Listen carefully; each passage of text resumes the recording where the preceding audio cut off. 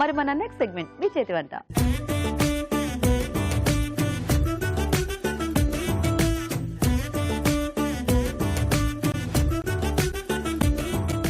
Okay, మరి మన జంట రెడీగా ఉన్నారు. చూద్దాం ఈ రోజు ఏం వెరైటీస్ చేస్తారో.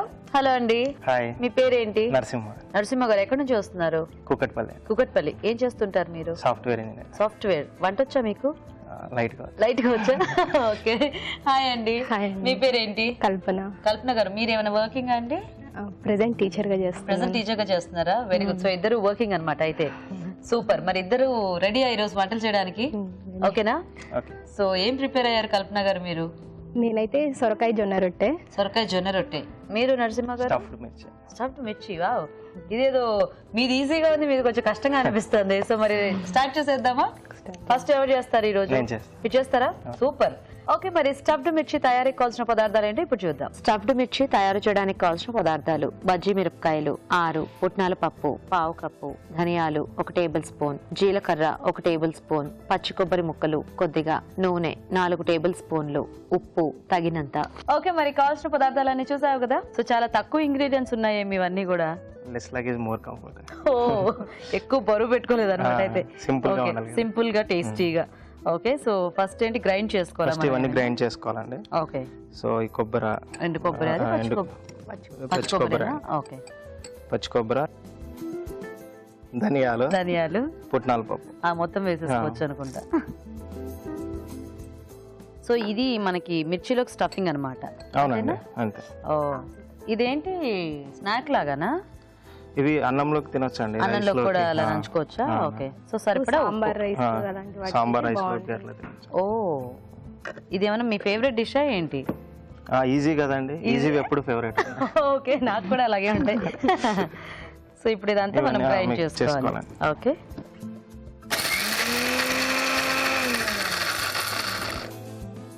Okay, so ready. Powder ready అండి. ఓకే, ఇప్పుడు దీన్ని ఇందులో మిర్చిలో స్టఫ్ చేసుకోవాలి. మిర్చికి ఘాట్లు పెట్టేసుకున్నామా? ఘాటు పెట్టుకోవాలి. జాగ్రత్త. మా హెల్ప్ ఏమైనా కావాలా? అవసరం లేదా? ఓకే. కోసి కారం పెడితే హ్యాపీగా ఉంటుందండి. ఆ డైలాగ్ ఏదో చాలా ఈవిడ కనుకుంటారా ఇక్కడ తీసుకొచ్చి నన్ను అని చెప్పి. కరెక్టేనా? కరెక్ట్. బలవంతాన్ని తీసుకొచ్చాను అంటే వాళ్ళు కొంచెం సిగ్గు మొహమాటం అట్లాంటివన్నీ ఉంటాయి కదా. ఇంట్లో రివెంజ్ ఛాన్స్ రావట్లేదని ఇక్కడ తీసుకుంటున్నారా?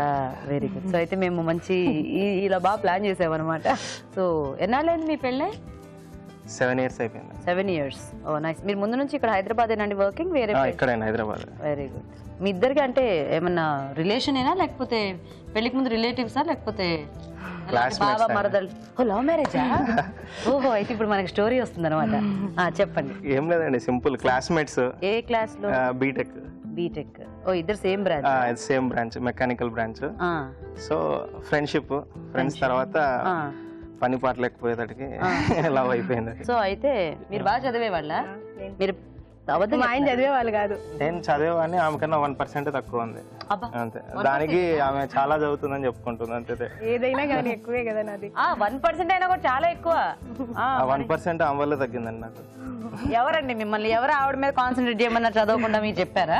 నేను చెప్పలేదు. మరి పెళ్లికి అందరూ ఒప్పుకోవటం అలా ఉన్నాయా, లేకపోతే ఫైటింగ్స్ అలాంటివి ఏమైనా? అదేం లేదండి, ఇంట్లో ఒప్పుకున్నారా? ఇద్దరికి జాబ్స్ వచ్చేసాయి. ఓ, ఇద్దరికి. తను సాఫ్ట్వేర్ ఫీల్డ్ సెటిల్ అయ్యారు, నేను సాఫ్ట్వేర్ ఫీల్డ్ సెటిల్ అయ్యాము. సో పేరెంట్స్ చెప్పగానే ఒప్పేసుకున్నారు. ఓ నైస్. అంతా పద్ధతిగా మళ్ళీ పెళ్లి చూపుల నుంచి అన్ని అరేంజ్డ్ మ్యారేజ్ లాగే జరిగింది. కొత్తగా పెళ్లి చూపులు. ఇందులో ఇది స్టఫ్ చేసేసుకోవాలా? ఓకే. మరి మీరు వంట ఎప్పుడు మొదలు పెట్టారా? అంటే నేర్చుకోవటం are what ever?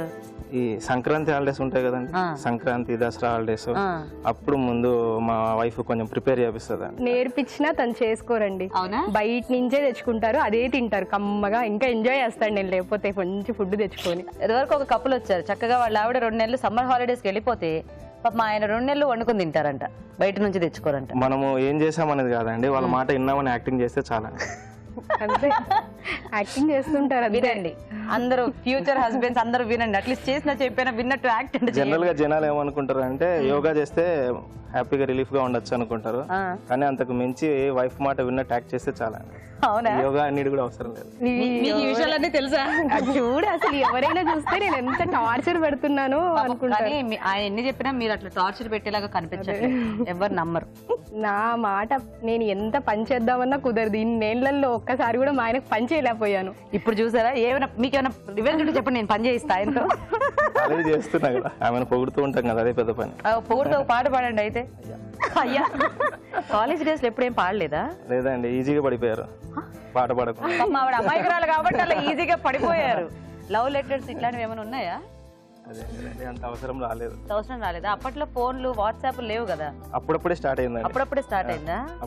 Phone ఉన్నిందండి. Phone అదే అంటున్నా, మొబైల్ యూసేజ్ అప్పుడే స్టార్ట్ అయింది. మొబైల్ యూసేజ్ స్టార్ట్ అయింది. వాట్సాప్ వాట్సాప్ లేదు, వాట్సాప్ లేదు, ఫ్రీ డేటా లేదు, మొబైల్ డేటా ఫ్రీనే ఉన్నింది అప్పుడు. టాటా టు టాటా ఫ్రీ ఉంది.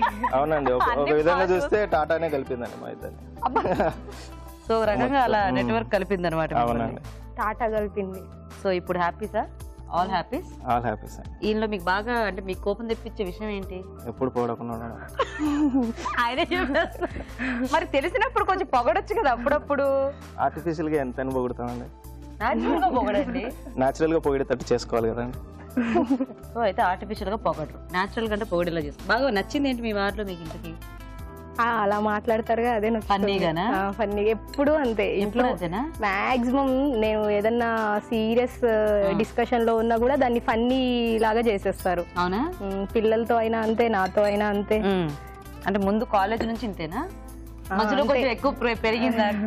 ఇంకా డైరెక్ట్ పెట్టేసుకోవడం. ఓకే, నేను ఆ మాటలకే పడిపోయాను. మాటలకి అప్పట్లో పొగిడే వాళ్ళండి, నిజం అనుకున్నాను. ఇలాగేం తెలుసు, ఎవరికి తెలుస్తుంది? ఈ రోజే నిజం బయటపడిందా మీకు కూడా? నాకు తెలుసు. తెలిసి ఏం చేయలేక అప్పుడైతే ఛాన్స్ ఉండేది, ఇప్పుడు ఇంకేం చేస్తాం. నిజమే. సో మొత్తానికి అలా అప్పట్లో పొగిడారు, ఇప్పుడేమో పొగట్ట బారేశారు అనమాట.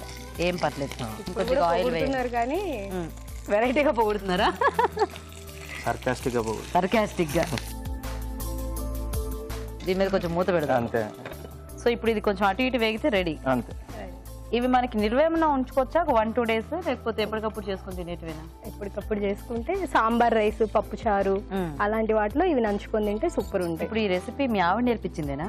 అవునండి, యాక్చువల్గా మా మదర్ చేస్తా ఉంటారు ఇంట్లో. అయితే మీరు అక్కడ నేర్చుకున్నారా? ఓహో. ఎంతమంది పిల్లలు ఇప్పుడు? ఇద్దరండి. ఎంత వయసు? ఏం స్కూల్కి వెళ్తున్నారా లేకపోతే ఇంకా? బాబు 2nd class, పాప నర్సరీ. పేర్లు ఏంటి? బాబు పేరు స్వరు, పాప పేరు సహస్ర. సో ఎప్పుడైనా అలుగుతారా? ఇద్దరులో ఎవరు అలుగుతారు? అలుగుతాను, నాకంటే ముందు ఆయనే అలుగుతారు. ఇంకా కామెడీ ఏంటంటే లాస్ట్ కి నేనే కాంప్రమైజ్ అయ్యి తను బతిమలాడాల్సి వస్తుంది. అబ్బా, అలా చేసుకుంటారు. అప్పుడప్పుడు నమ్మాల్సి వస్తుంది కొన్ని సందర్భాలలో. ఆయన బతిమలాడడం మానేసి ఆయన ఇంకా ఎక్కువ బెట్టు చేస్తారు.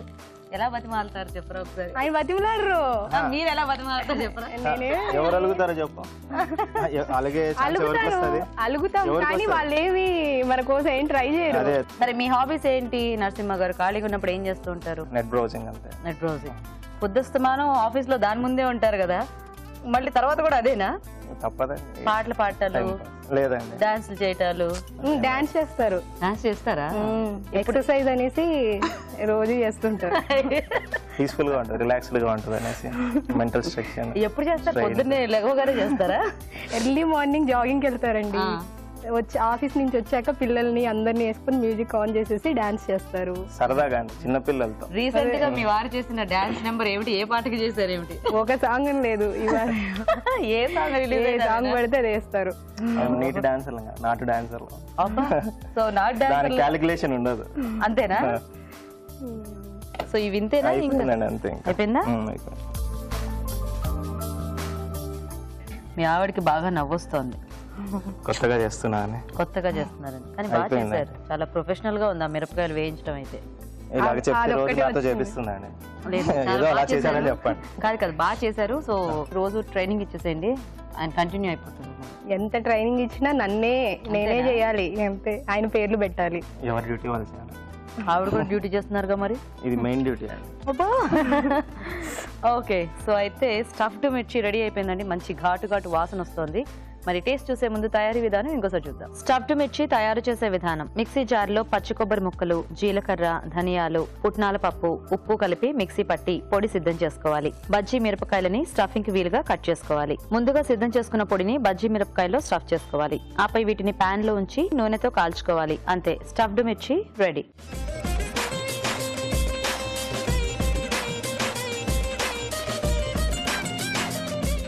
ఓకే అండి, మరి నరసింహ గారు రెడీ చేసిన స్టఫ్డ్ మిర్చి రెడీగా ఉంది. సో రాజు గారు, చూడ్డానికి అయితే చక్కగా బాగుంది. అది మనము సమోసాలకి అట్లా తింటూ ఉంటాం కదా మిరపకాయలు, ఆ టైప్ లో వేగాయి. అంటే కొంచెం స్టఫింగ్ కూడా చేశారు కదా, పౌడర్ లా చేసేసి. అవును, ఓకే. యాక్చువల్గా దీనికి ఏదో అన్నం అలా కాంబినేషన్ ఉంటే బాగుంటుంది. చూద్దాం. మరి కారంగా ఉంటే చెప్పండి, నేను కొంచెమే తింటాను. పర్లేదా? టేస్ట్ దేవుడా, అబ్బా ఈవిడ దండం పెట్టుకుంటున్నారు. బాగుంది. దీని మీద కొంచెం నిమ్మరసము, కాస్త ఉల్లిపాయ ముక్కలు అలా పెట్టుకుంటే హ్యాపీగా మసాలా వేసుకున్నా చట్పటాక బాగుంటుంది. ఉట్టు తినేయచ్చు. బాగుంది నరసింహ గారు, బాగుందండి. లెస్ లగేజ్ అయినా కూడా టేస్ట్ మాత్రం చాలా బాగుంది. సో మరి చూసారు కదండి, మీరు కూడా ట్రై చేయండి ఈ వెరైటీ. ఇప్పుడు మీకోసం ఒక చిట్కా.